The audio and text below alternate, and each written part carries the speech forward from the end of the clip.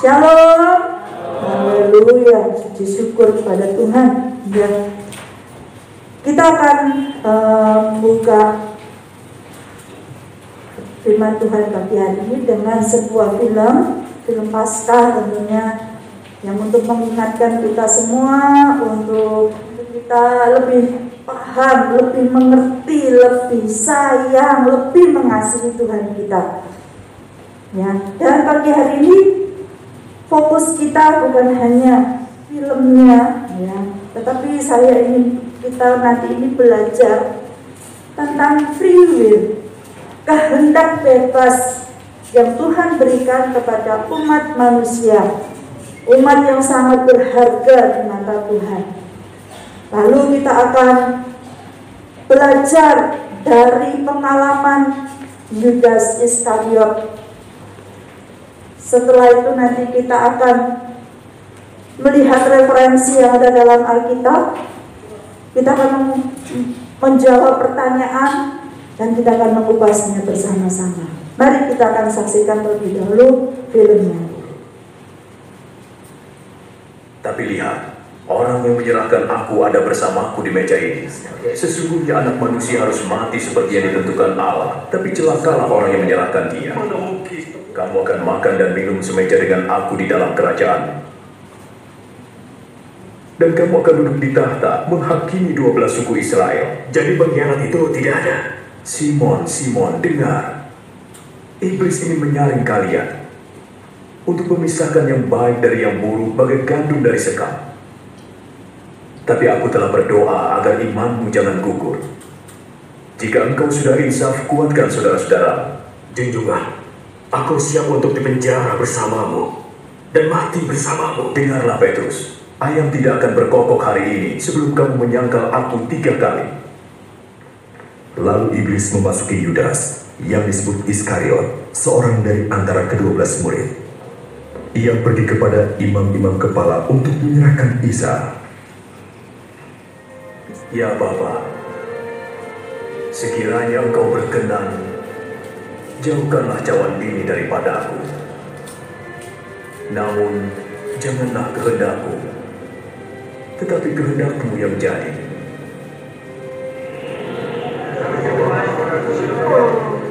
Ayo, tangkap dia. Sudahlah.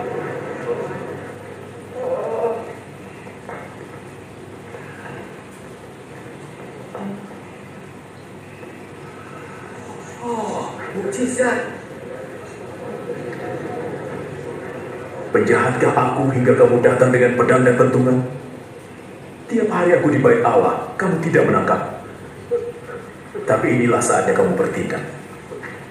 Kuasa gelap menguasaimu. Isa menoleh dan menatap Petrus. Lalu Petrus ingat apa yang dikatakan Isa kepadanya. Sebelum ayam berkokok hari ini, engkau akan menyangkal aku 3 kali.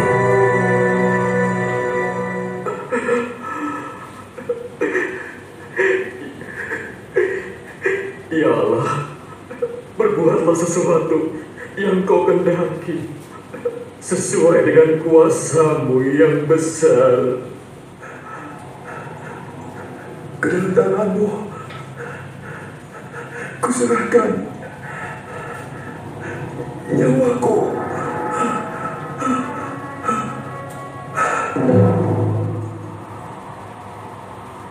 Melihat peristiwa itu, kepala pasukan memuliakan Allah, katanya. Terpujilah Allah.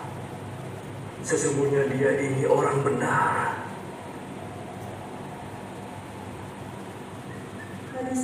Simon, lihat, iblis telah menuntut untuk menampi kamu seperti gandum.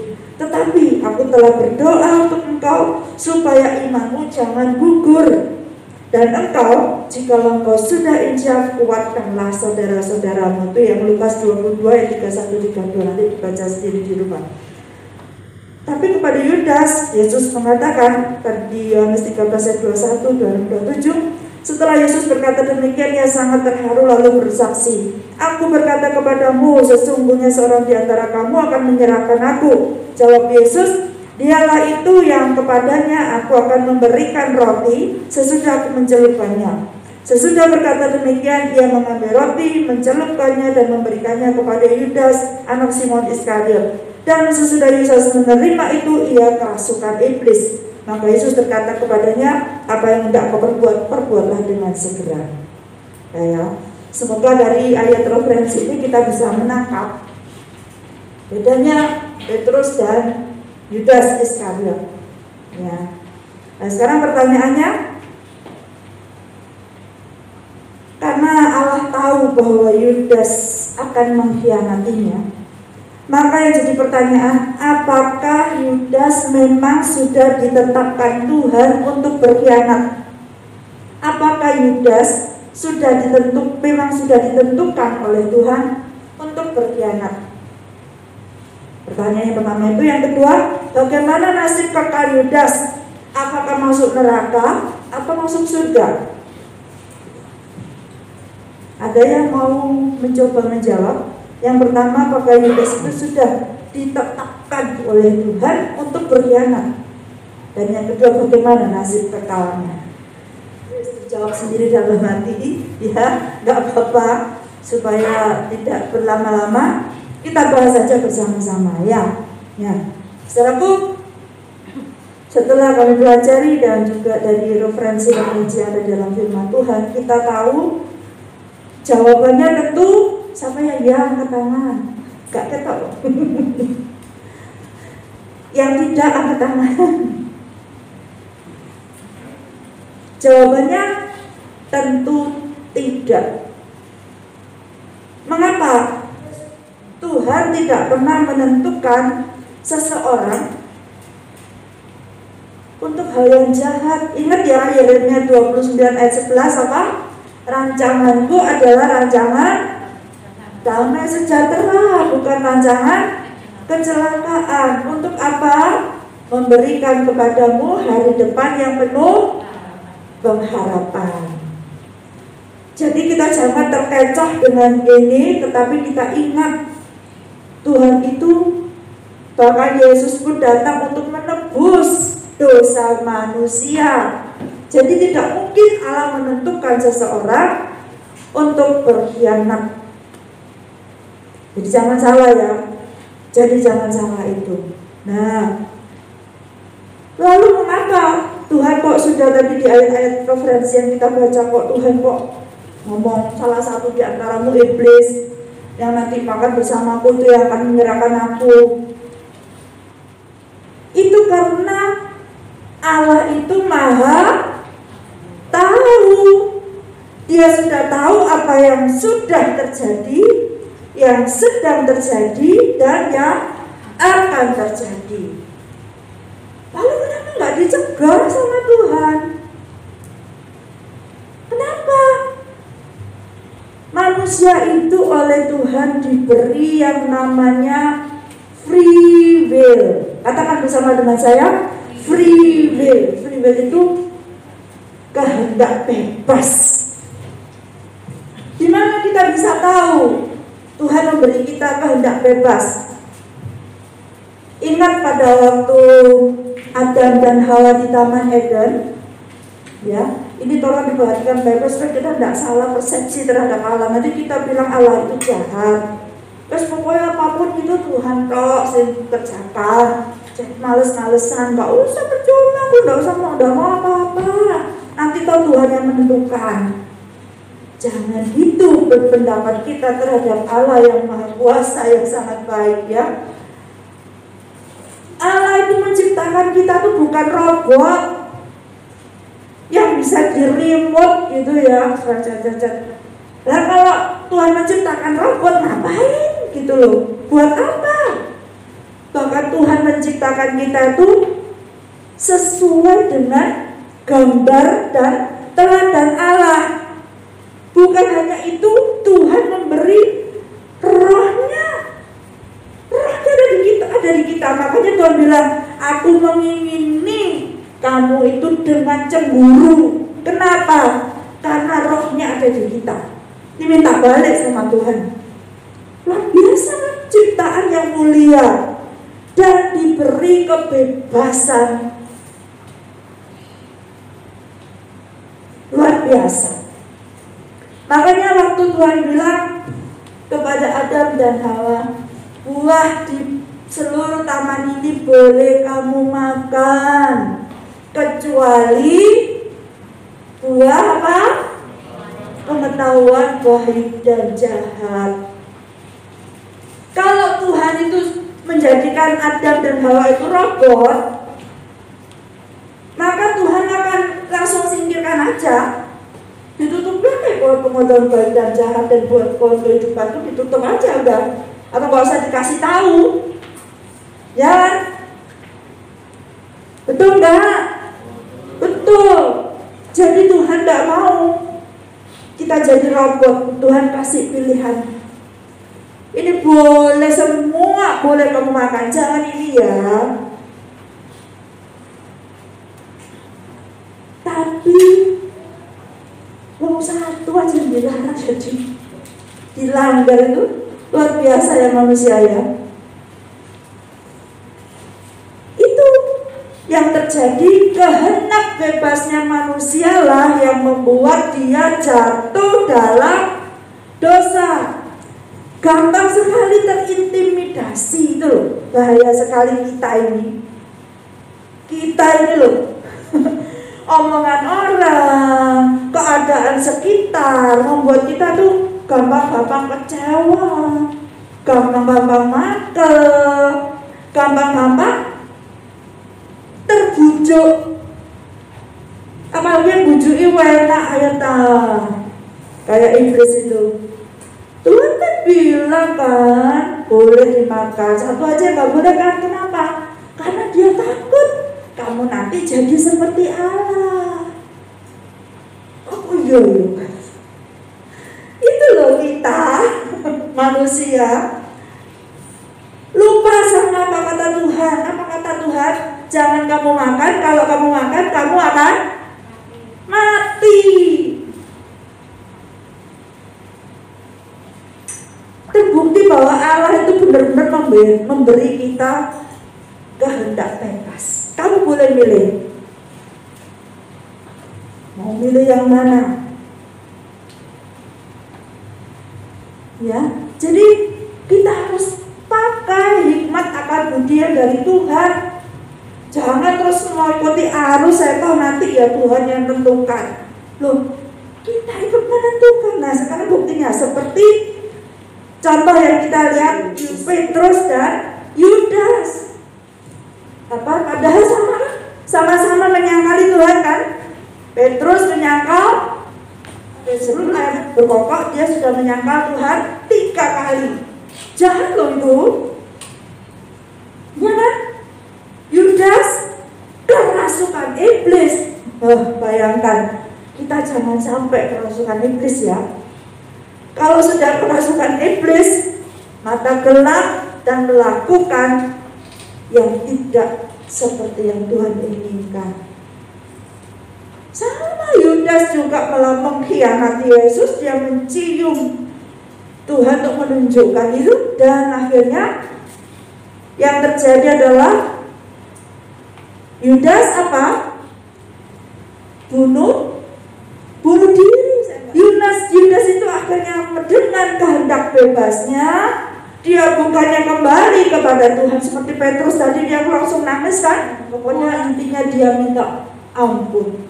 Dan Tuhan Yesus sudah pernah bilang sama Petrus bahwa iblis mengintimidasi. Aku berdoa supaya kamu tidak jatuh. Dan nanti kalau kamu sudah sadar, kuatkanlah saudara-saudara. Itu katanya Tuhan Yesus. Tapi Yudas, iblis merasuki dia. Setelah dia melakukannya, Yudas menyesal enggak? Menyesal ya? Nah, Yudas menyesal. Terus kenapa dia? Sama seperti Petrus, sama-sama menyesal. Tetapi kehendak bebasnya, Petrus bertobat dan Yudas bunuh diri. Jelas melakukan sesuatu yang tidak dikehendaki oleh Tuhan. Ya, hati-hati ya, dari sini kita tahu bahwa sesuatu yang buruk terjadi pada kita itu juga kadang-kadang bukan hanya penentuan Tuhan, tapi ada free will kita ikut berpartisipasi di sana. Kalau sudah tahu yang benar, ya jangan keluar dari arus. Benar itu tuntutannya besar loh.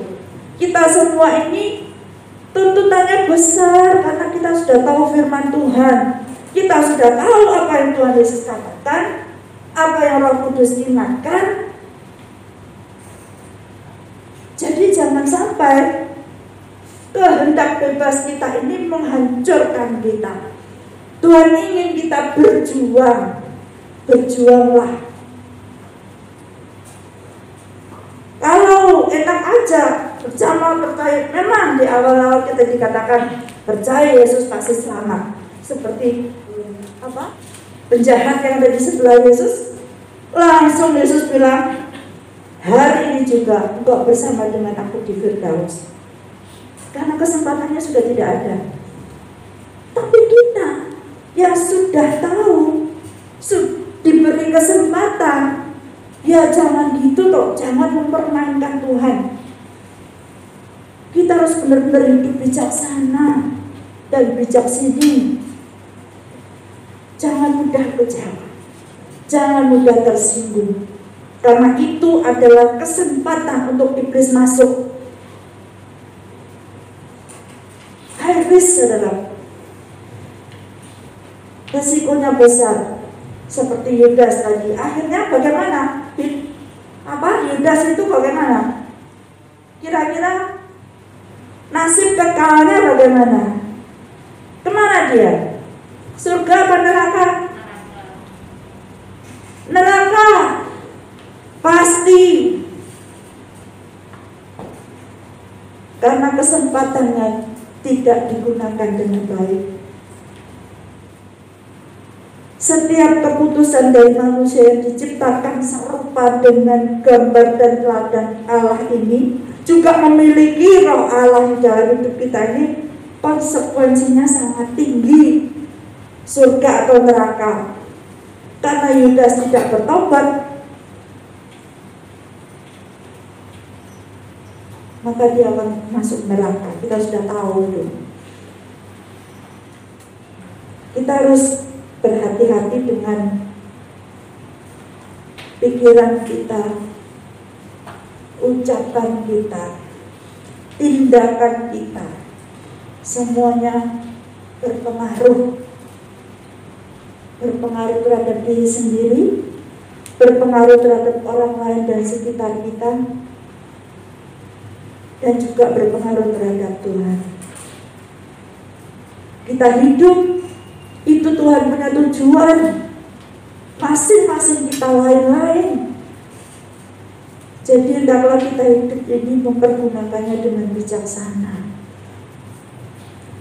Jangan salah dan mengatakan bahwa Tuhan yang akan mengeksekusi, Tuhan yang menentukan semuanya. Ya benar, memang Tuhan. Banyaklah rancangan dalam hati manusia, tetapi keputusan Tuhanlah yang terlaksana. Betul. Tetapi kehendak bebas kita ini, Tuhan tidak ingin loh kita binasa. Gak ingin. Tuhan ingin kita ini hidup bersama dengan Dia di surga, bertemu dengan Bapa, dengan anak, para malaikat. Bahkan kita ini, saya sering katakan, kita akan duduk memerintah bersama-sama dengan Bapa di surga, dengan Tuhan Yesus. Nah, itu tujuan Allah. Tapi jangan sampai kaki kita terpelecok. Jangan sampai kita mendukakan Roh Kudus. Perhatikan ini, saya minta untuk kita dapat memperhatikan baik-baik, karena konsekuensinya bagi yang sudah tahu itu berat. Bu, kalau gitu enak nggak tahu aja. Gak usah ke gereja, gak usah denger firman. Enak nggak tahu kalau gitu. Salah. Bagaimana kita bisa menyenangkan Tuhan kalau kita nggak mau tahu? Sengaja nggak mau tahu, menjauh terus latihan yang nggak, males, atau alasan-alasan yang dibuat-buat itu untuk alasan dibuat-buat ya. Ke gereja,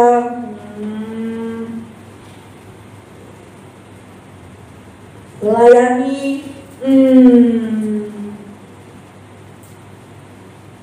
bukan berarti kita enakan tidak tahu apa-apa, tidak salah gitu ya.